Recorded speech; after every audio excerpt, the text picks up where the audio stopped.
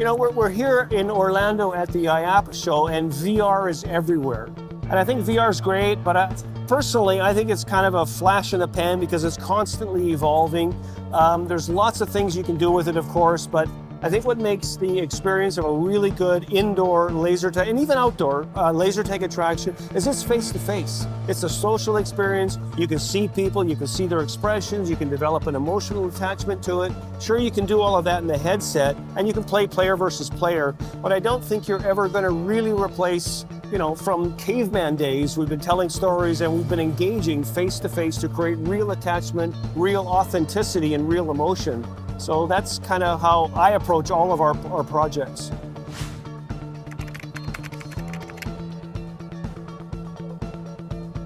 The first and foremost, most important thing really is the initial business plan, the project scope. I mean, what do you want to get out of the attraction? Who do you want to attract?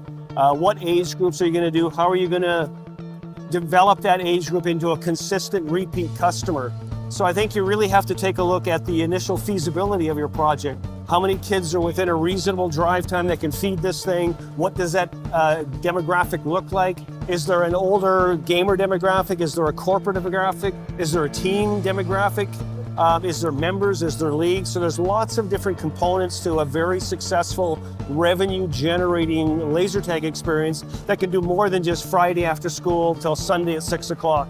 Most facilities sit vacant from Monday till after school Friday, doing less than 10% of their capacity, which is nonsense. It doesn't have to be that way. Now, I should preface that if you're an operator that's in a smaller market and you just want to have a secondary attraction for 12 years and under, that's fine. Do that, but do it very well. Try to look for ways during the midweek to create older parties, maybe for 10 or 12-year-olds that can kind of help, something unique that could kind of help fill those slower weekdays. But if you're a full-blown facility and you're already bringing in groups, if you're doing bowling or something, that group is there, then let's really focus on maximizing each one of those demographics into a laser tag opportunity. The best thing an operator can do is have pre-booked business week after week after week. So I know 3 weeks in advance that I've got Monday, Tuesday, and Thursday, half the day is already booked, and I can gauge my staff, and I can leverage all of that corporate activity. If we really execute, I can leverage it into more business.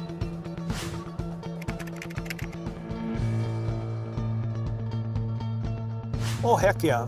I mean, I think a lot of operators are just kind of squeezing by, and what'll happen is you get what they call the sophomore year. It's brand new the first year, everybody's interested, they come out and they play. Generally the second year, the sophomore year, is difficult to get some of those people to come back if you haven't really executed effectively. So that goes back to the other question about knowing your market. Who are you going to market to? If it's 12 or under, or if it's over, if it's groups, corporate, whatever it's going to be, really understanding what your market is and building to feed that.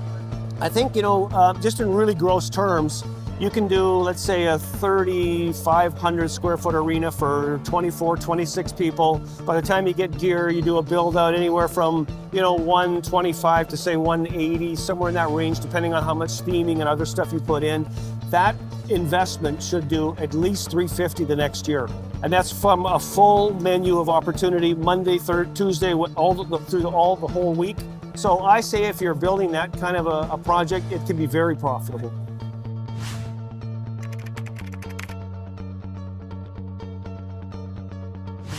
That's a great question, and that you might have to edit this because I'm very passionate about that kind of a question. I think the future of laser tag at this moment in time is unbelievably fantastic.